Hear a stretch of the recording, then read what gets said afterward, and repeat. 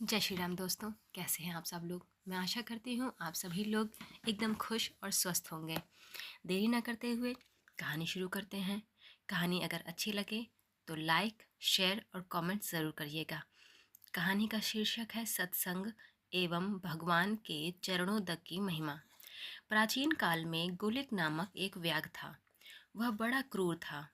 वह पराये धन को हड़पने में सदा तत्पर रहता था। धन के लिए प्राणियों की, मनुष्यों की हत्या करने में भी उसके मन में हिचक न थी।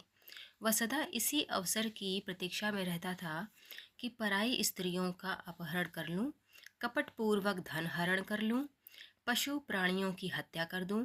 धन के लिए ब्राह्मणों को मारने में भी वह नहीं चूकता था।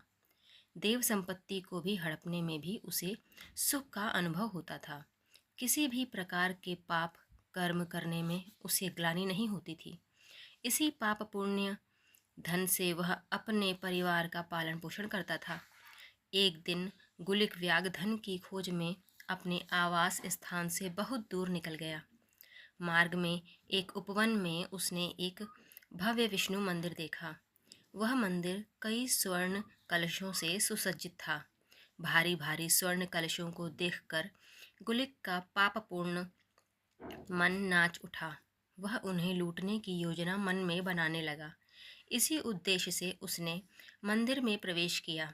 वहां उसे एक ब्राह्मण देवता के दर्शन हुए। तपस्या के तेज से ब्राह्मण का मुखमंडल प्रकाश युक्त था। उस पर ज्ञान एवं प्रकाश की आभा छिटक रही थी। भगवान विष्णु की सेवा ही उसके जीवन की निधि थी। वे सदा सेवा में तत्पर थे। उनका हृदय दया से भरा था। सेवा कार्य से निवृत्त होने पर वे भगवान के ध्यान में तल्लीन रहते थे। उनका नाम उर्ततक था। गुलिक ने चोरी के दृढ़ निश्चय से ही मंदिर में प्रवेश किया था। उसने सोचा कि यह उर्तक ऋषि ही मेरे मार्ग के बाधक हैं, अतः उन्हें मारने के लिए उसने तत्काल अपनी तलवार निकाल ली और उन पर आक्रमण कर दिया। उसने उसकी जटा पकड़कर धरती पर पटक दिया। उनकी छाती पर पैर रखकर वह उन्हें मारना चाहता था कि मुनि की विनम्र निष्कपट वाणी उसके कानों में पड़ी। मनुष्य जब तक धन कमाता है तभी तक भाई बंधु उससे संबंध रखते हैं, परंतु इस लोक और परलोक में केवल धर्म और अधर्म ही सदा उसके साथ रहते हैं। वहाँ दूसरा कोई साथी नहीं है। मुनि की विनम्र गुण वाणी सुनकर गुलिक ठिठक गया। उसके हाथ रुक गए। सत्संग की बड़ी महिमा है। भगवान की महती कृपा से ही संतों के दर्शन एवं उसका सत्संग प्राप्त होता है। दुष्ट जनों को सुधारने का सत्संग ही महारसायन है। दुष्ट सत्संग पाकर सुधर जाते हैं। पारस लोहे को स्वर्ण बना देता है और सत्संग दुष्ट को निर्मल कर देता है। मुनि उर्ततक ने निर्भयतापूर्वक गुलिक से कहा, भैया, मैंने तुम्हारा क्या अपराध किया है।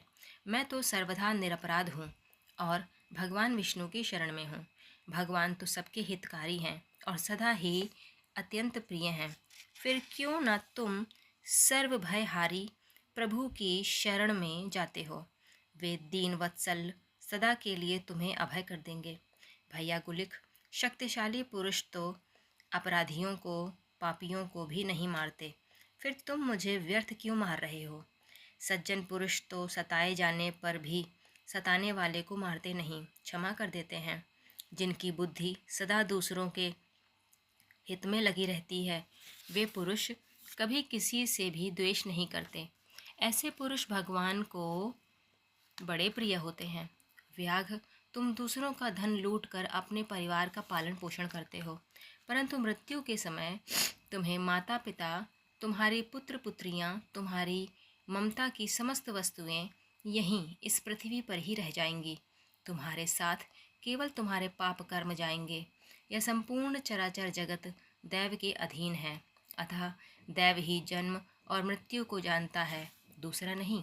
ममता से व्याकुल चित्त वाले मनुष्य महान दुख सहते हैं और वे बड़े बड़े पाप करके धन इकट्ठा करते हैं। उस धन को उसके बंधु बांधव भोगते हैं। परंतु वह मनुष्य अपने पाप कर्मों के फलस्वरूप अकेला नरक यंत्रणा भोगता है। उस पाप कर्म में उसका कोई हिस्सा नहीं बांट सकता। अतः तुम पाप कर्म करना छोड़ दो। ऐसे वचन सुनते ही गुलिक ने महर्षि उर्तक को छोड़ दिया। सत्संग, भगवत विग्रह एवं संत दर्शन का उसकी बुद्धि पर प्रभाव पड़ा।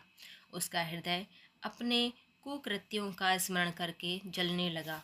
तब गुलिक महर्षि के चरणों में गिर पड़ा और अपने अपराधों के लिए क्षमा मांगने लगा। उसने कहा, विप्रवर, मैंने बड़े बड़े भयंकर पाप किए हैं। अब मेरा उद्धार कैसे होगा? मेरी अब क्या गति होगी? मेरी आयु व्यर्थ चली गई। आत्मग्लानि से पीड़ित गुलिक व्याघ अपने आंतरिक संताप की अग्नि से झुलसने लगा और उसने उर्तक मुनि के चरणों में ही अपने प्राण त्याग दिए। मुनि का हृदय करुणा से द्रवित हो गया। उन्होंने भगवान विष्णु के चरणोदक से व्याघ का संपूर्ण शरीर सींच दिया। चरणोदक के प्रभाव से एवं संत के स्पर्श से व्याघ के समस्त पाप नष्ट हो गए। वह भगवान विष्णु के चरणों का अधिकारी हो गया। वह व्याघ अपने दिव्य शरीर से मुनि उर्तक पर पुष्प की वर्षा करते हुए और उनका गुण कीर्तन करते हुए विष्णु धाम में चला गया। जो मनुष्य किसी के संग से, स्नेह से, भय से, लोभ से अथवा अज्ञान से भी भगवान विष्णु की उपासना करता है, वह अक्षय सुख का भागी होता है। भगवान विष्णु का चरणोदक अकाल मृत्यु का निवारक, समस्त रोगों का नाशक और संपूर्ण दुखों की शांति करने वाला माना गया है। यह कहानी यहीं ख़त्म होती है। ये कहानी आपको कैसी लगी मुझे कमेंट करके ज़रूर बताइएगा।